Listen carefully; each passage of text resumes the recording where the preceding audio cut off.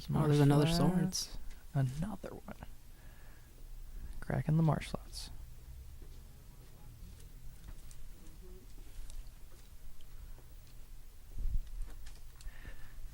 And as you heard us before, every day we are shuffling again and again and again.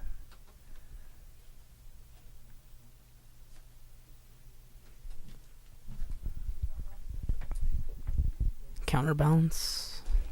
Top. Oh, that's Gets not his own good. combo going. Oh, man. Well, combo. Now, I've seen many players scoop it up to a counterbalance top combination just for the sheer fact of not wanting to play. But do you think that's going to be the case? At what point do you think Pat scoops? After how many spells get countered, is he just gonna say, I don't have Throw his any, hands up in the air and flip the table over and say you win, you know? we'll see. I don't know. I mean, especially at half of Caleb's life over there. We'll see what happens. What's Pat's hand looking like after this draw? No, can't get what's in Pat's hand over there. But we do have a Goblin Welder. Very OP. And, he's putting the top on top. Going to counter. Oof. In response. Responding to the top activation. Grind you. Grinding the top away. Oh, that's got to hurt right there. So now he's going for a blind flip. Oh, it doesn't make it. Second welder. Another welder. And He's got a force for that, but let me tell you, welder's already in play. Yeah. Well, I think, I remember Caleb had I believe a third, right? A third Swords to Plowshares, yeah, so he's probably feeling good right there. There it is. Now both players in what seemingly looks like a top deck mode here. Yeah, that's one of the things about these control decks like Caleb's playing is that after a while, once all those resources are used up, Caleb uses counter spells and his Wastelands and his Swords to Plowshares, and they're going to be top decking. And there is a lot of luck involved there. Pat wants to find another welder. ASAP. Yeah. Or his painter, whatever. Either. He needs something. At this point. Yeah. At this point, he definitely needs anything at all. Anything but a land. What's Caleb got going on over here? Well, bringing the graveyard all together there. One big stack. I think at this point, Caleb's pretty safe to just sit around and wait. I mean, he doesn't have a Sensei's top. No, but, he's got double counter spell. Oh. All right, now I got to ask you here. Do you think it's a little cliche for him to have the foil standstills but the white border counter spell? I mean, does that just... I don't know. I like arena counter spells myself. Okay, I can give you that one. Or you can go revise with the Shakespeare and the fingers. No, I'm just kidding. That's probably like the worst one ever. Oh, and Caleb's going for the top again, and Mr. Pat is going over there with a Force of Will back, putting him down to 7, and he allows it. Hard cast. Not going to go for that counter spell in his hand. That's kind of surprising. I wonder what he's sitting down there waiting for. Maybe he's got, he doesn't have another top. Just, I don't know what he's got a...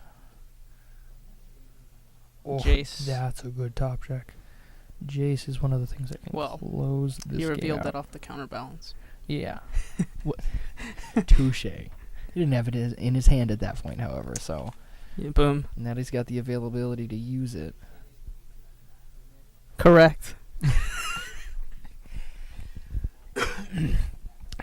If you want to remind people what Jace does, I'm just kidding. Oh my goodness! Oh yeah, no. There's a lot of abilities on that thing. He was the first planeswalker to have 4 abilities. I think the designer team got a little carried away there, a little overzealous with the Jace planeswalker. Bounce a creature -1 is not too powerful. I mean, it's good, but it's not over the top. Brainstorm for 0. Was that over the top? Yeah. Really? I mean, what? Well, what do you think would be a fair loyalty adage or subtraction for a brainstorm effect? I'm assuming you're thinking subtraction. Jeez, probably. I mean, I don't know. 0. He already costs 4. I don't know. What Because I've seen Jace used many times as a 4-mana brainstorm, and it gets attacked the next turn. So it's 4 and mana. it's good enough that way. Yeah, and some people are happy with that. Gain 3 life, draw 3, put 2 back, and that's it. Oh, right. Well, yeah. And we see a top It's a over fog there from effect. Pat. Saves you some is. damage. Yeah, I mean, life gain is usually not considered a relevant card ability in Magic, but True. in that case, it's kind of surprising. And for those of you guys that still don't know the last 2 abilities, we have +2 on Jace, which is going to Fate Seal target player. When he looks at the top, and he can either put that on top or bottom of his deck. No, with just straight up grindstone. And then we go with another Grindstone. Plan B, I'm gonna mill you. I don't know. Yes, it's possible. The way Caleb's looking, just sitting there. Because he doesn't After have... a certain point, you can't just keep sitting there. Yeah. Or maybe But- this deck can. Well, I mean, in his case, It's set up to do this. there's not a lot he could really play. I mean, he's got standstills in hand, and he knows if he plays that standstill, then Pat's just going to grindstone away, because that's going to put more cards in the graveyard than will matter. Is that another JC Drew? I believe so. Oh, man. He's got What does Jace's- Caleb want to draw right now? Oh, Caleb wants a Mishra's Factory. Caleb wants something that's going to deal damage, or something that's going to put pressure. I mean, what would you say the best top deck for him would be? Like you said, probably something around. I mean, because he's applying 0 pressure at the moment, and Pat's not really doing anything either. Yeah. And the hard part is he's not even Get a really Crucible. Start Crucible would be really good. But I mean, he's not even really developing his mana base at this point either. He's just kind of sitting there, not really getting any land. Those are getting grindstoned away. True. At some point, Pat's just gonna build up his combo again and have the counter. Well, I mean, wow, that's quite a counter roll. That See that right there. See, Caleb has an Elspeth now, and that's going to be one thing that could help close out the game. If he can land that Elspeth, then that's, I've seen many times Elspeth be a straight up game winner. I guess he just doesn't want to tap out at this point. Yeah, I think he's waiting on that one more blue source so he can. Oh, he's gonna grindstone Ooh. himself. That's Get rid of the shave. That's something not a lot of people will think of to do. But grindstone is target player, not target opponent.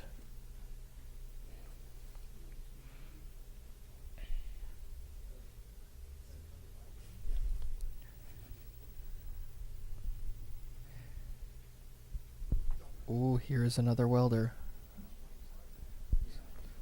Into a blind flip, Ugh, which yeah, does he nothing. has to counter that. I mean, Oh, that's yeah. just gonna easily bring back with artifact mana. He's just gonna bring back the painter and just finish him off. Yeah, and there's the Pyroblast Black. So we've got Goblin Welder with Counterspell and Pyroblast on the stack. Hunter spell. Another Counterspell on that Pyroblast. Seems like it's his last stand if Pat has something else. Ooh, does it? Ooh. Ugh. And there is the red Elemental Blast. Is it going to resolve? Well, it What's Caleb got? resolves. Oh, man.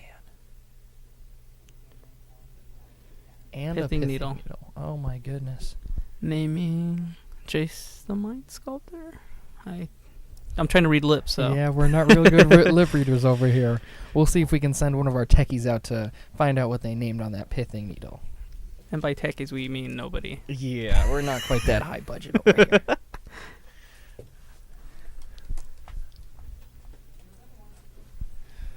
And Let's see. Oh, there's Caleb's 6th land finally, and the Elspeth. Well, the hand up from Pat is not a good sign.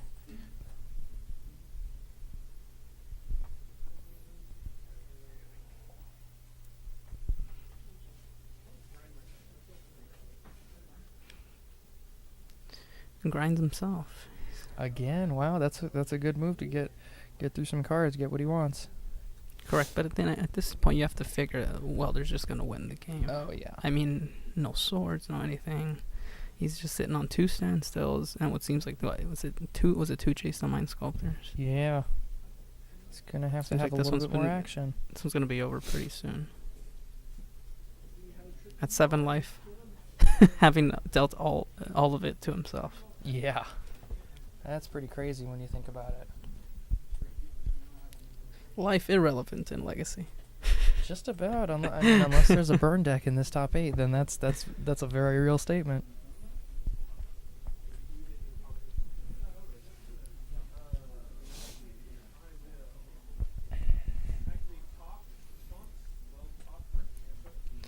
So what he's gonna do here, he's gonna trigger the top's activate ability and then weld it, so he'll still be able to draw a card off the Sensei's Divining Top while at the same time bringing back his Painter Servant.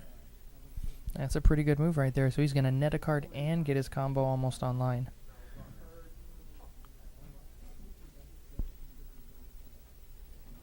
I'm sure he named blue on that Painter Servant once again. And did you see what he drew? I did not. It looked like a red card to me, but I'm not quite sure. And activate Grindstone, kill you? Again. And there's the scoop.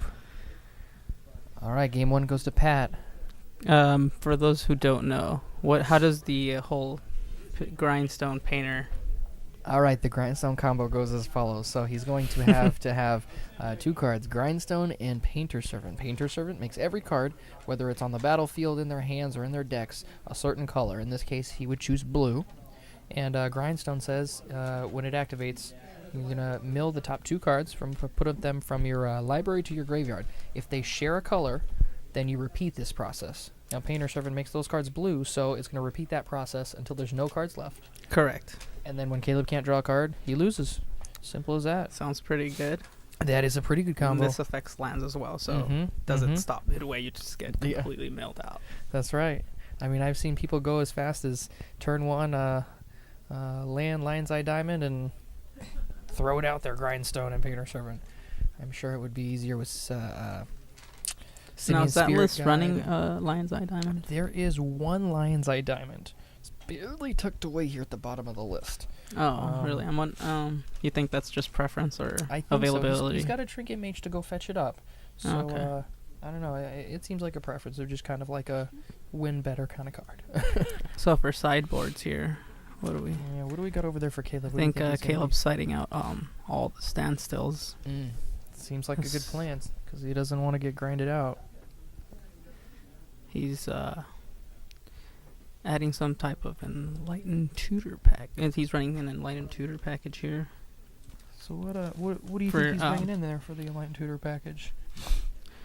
Well, he's got, let's see, well, I mean, in terms of, well, he's got some form of graveyard. I don't know if that he'd bring that in against, like, the Welder, but if he does, then he's got Tarmon's Crypt, and, I don't know that Grafdigger's Cage would, well, here's Wheel of Sun and Moon. That'll be very relevant with Grindstone over there. Right. This stops cards from going into your graveyard, and instead they go into the bottom of your library. I'm pretty sure that would just make an endless loop. I'm going to be honest. I'm not completely sure what happens if you have an endless loop there. At what point Wheel of Sun and Moon's in play with Grindstone Painter Servant? Yeah. I mean, if he activates that, I mean, we just go into oblivion and the world explodes, you know? I don't know if there's much we can do. Well, what do we have here? Enlightened Tutor. I don't know whether he... do you think he brings in the clicks? Thinks he needed the extra pressure, plus its disruption against Pat's. Yeah, you know what? That's a very gets to take idea. some of Pat's pieces.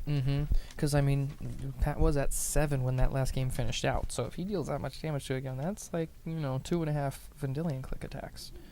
So yeah, that could do it right there. Just wait long enough and plop that thing out. What about Pat? What's he bringing in? You know what? That's think an he's gonna thing. He's gonna go nuts and go do the show and tell him a cool plan. Yeah, I think it depends on how he's actually thinking Caleb's gonna sideboard, because if he thinks Caleb's taking out